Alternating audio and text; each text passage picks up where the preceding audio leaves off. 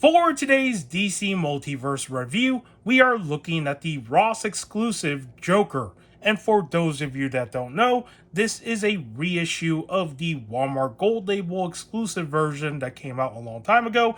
And the only difference between the two figures is mainly the fact that this Ross version does not come with his axe weapon accessory. That's it. When it comes to the sculpting, the paint, it's all identical. And before I talk about the figure, let's take a quick look at the packaging. And with most Ross exclusive DC Multiverse packaging, it is always this card back. So on the front side here, this is where the figure would have been stored in when it was in the package. You do have the name, the Joker, and the source material. It is from Batman Death of the Family. And on the backside, it is pretty much your standard backside for most DC Multiverse packaging. You have the comic book source material, which shows this very grotesque, creepy looking Joker face. And there is the price tag up here for $12.99. That's how much these figures retail for. And on the bottom, you do have all the text information and barcode and stuff that you usually would find on the bottom of the boxes for DC Multiverse packaging.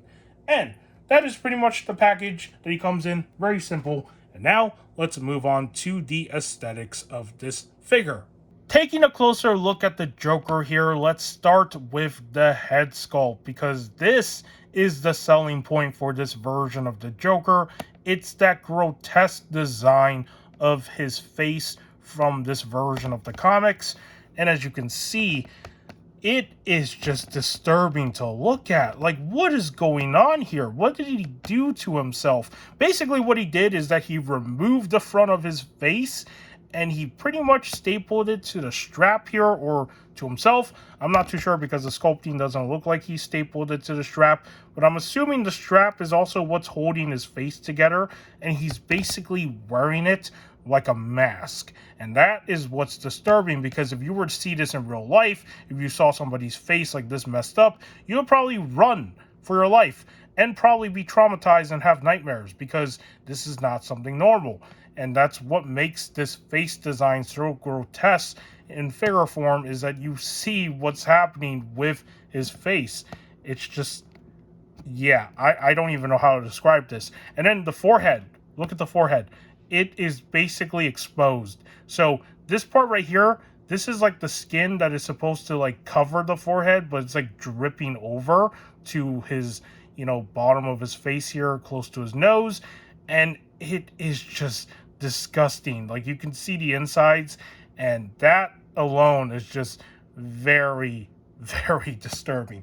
I don't even know how to comment on this, but overall, when it comes to like the face sculpt having this creepy vibe to it and just presenting this like very grotesque feeling, it does that in a really good way. And then when you look at the sculpting of his mouth, you can see all his teeth, you can see the gums exposed, because his mouth is not proportional to what it should be, because, well, when you remove the front of your face, which I don't know what the heck that even looks like, I don't even want to know what that looks like, well, things are not going to align properly, right? So that's what I'm assuming. It's just, what the heck is going on here with this freaking face sculpt? But yeah, in terms of like capturing that horror vibe, it really does go into that territory. It is like a body horror of some kind that you would never see often with the character, and that is just what makes this version of the Joker so disturbing to look at. They did a really good job with the face sculpt overall, and I really like how it turned out, because it does have this same, creepiness like the artwork, but it's just like brightened up. And for the hair sculpt, it is pretty much just the green color that we see with Joker, but there's no wash to it, so it's just like the flat color green, whatever this like bright green is called.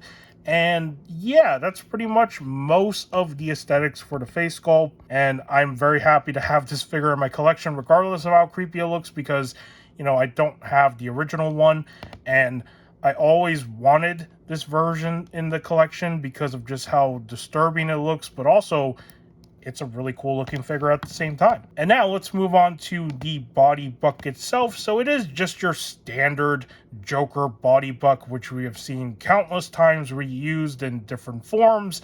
And the only difference for this one is mainly just the sculpt details up here. So you do have the flower, which probably shoots like laughing gas out of it.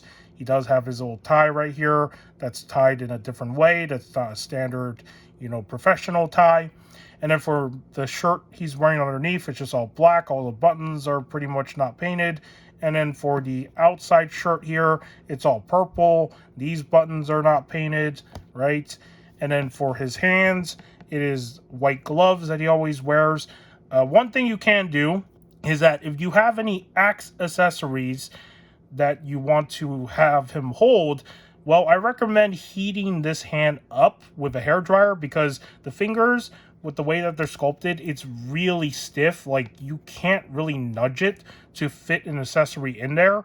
So if you want him to hold something, it doesn't have to be an axe. If you want him to hold a gun, a knife, accessory of some kind, do heat this up to loosen the plastic so you can fit it in there. If you don't, and you're just like applying force to it, you might actually break something. So yeah, just take caution with this, because I was trying to get an accessory for him to hold, but it was like super stiff, and I was like, you know what, I'll just use a hairdryer after recording this review, because I don't want to like do it on camera right now because I'm scared I might break this. So just something to point out. And for the waist sculpt here, yeah, this is the same exact waist piece, right? You got the belt up here. Is that a belt? It is a belt, but it's all purple, and there are some sculpted details. And then for his legs, they are the standard legs that we always see with the suit. It's the same exact shoes with the white parts here of the shoes, right? So yeah, overall the sculpting of the body is basically identical, and on the back side it's all purple, and these details right here are not painted. So yeah, pretty much the standard Joker body buck, but with a very detailed head sculpt, and that is what makes this version different from the other ones. Let's move on to the articulation of this figure. So for his head sculpt, he can look up this much, which isn't a whole lot. He can look down, which is pretty good. He can turn his head left and right with no problems, tilt his head side to side. So the articulation for his head sculpt is decent. For his arms, he can swing them out this much. He can swing them back and forth. And he does have bicep swivels up here. He does have the double jointed in the arms. He also has swivel in the hand and wrist articulation, which isn't exactly working. Oh, there we go. It does work a little bit. The ball joint is like all the way hidden inside, so it's very restricted. And then for his torso, he does have the upper torso movement, which is very limiting. It does not ab crunch, as you can see, and it does not lean back. And then for his waist, it moves a little bit, but it's like super tight. It doesn't even like lean forward a whole lot either, so it's just restrictive. And then for the waist piece down here, it is a very soft plastic, so when you're like moving this upper part, you can feel like the hollowness inside, which is really strange. And then for his legs, can he do the splits? He can do a decent split, better than some figures. So there's that range of motion right there. Can he kick out? Oh, he can kick out, but you can see the, hollowness of the waist piece up here. Like, look at how all that is getting like scrunched up right there. It does not look good. So yeah, do be careful, because that can easily warp over time. And then for his legs, he does have double jointed in them. They do work. And then for the feet, they do swivel, they do articulate, and there is toe articulation. And then the last thing that I want to make sure, does he have upper thigh swivels? No, he does not. They barely move at all. So that is pretty much all the articulation for the Joker here. And now let's do some comparisons with some other Joker figures. Here he is next to the Infinite Frontier Joker. This is still my standard Joker figure for my comic book shelf, because I don't really have any other version of Joker that just works for that display. And the difference between these two figures, you can see some slight differences, the head sculpt being one of them, and the torso, because this one has a different torso. But for the arms and the legs, they should be identical. So there is this Joker. And for the next one, here he is next to the...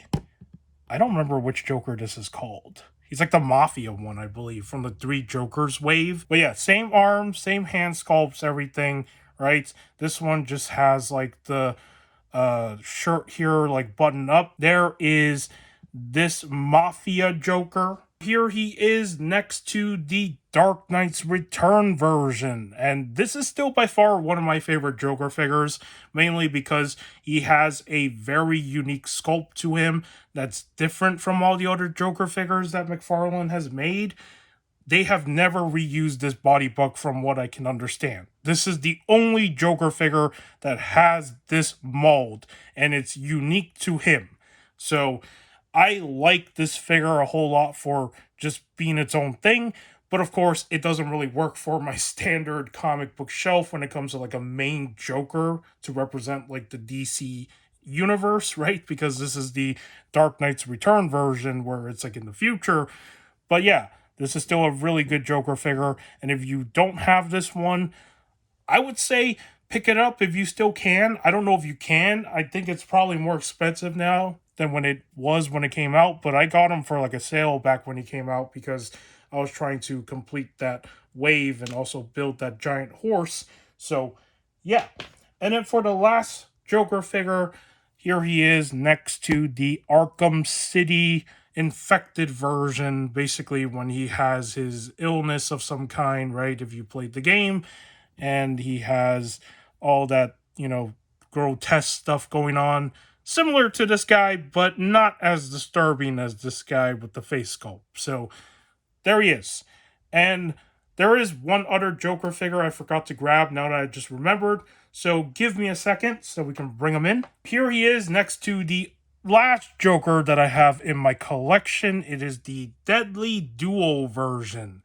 And as you can see, this guy is reusing the same parts as we've seen with plenty of these Joker figures, except for the torso area. This one, of course, is reusing the one that we saw with the Mafia Joker. But yeah, there is the, Death of the Family Joker next to all these other versions of Jokers that I can compare him to. And that is going to wrap up the comparisons for today's review. And if you found today's review of this Ross exclusive Joker figure informative, do give this video a like. If you want to subscribe to the channel for more action figure content and whatever else I do on here, it would be much appreciated. And with that said, take care, and I will see you in the next video.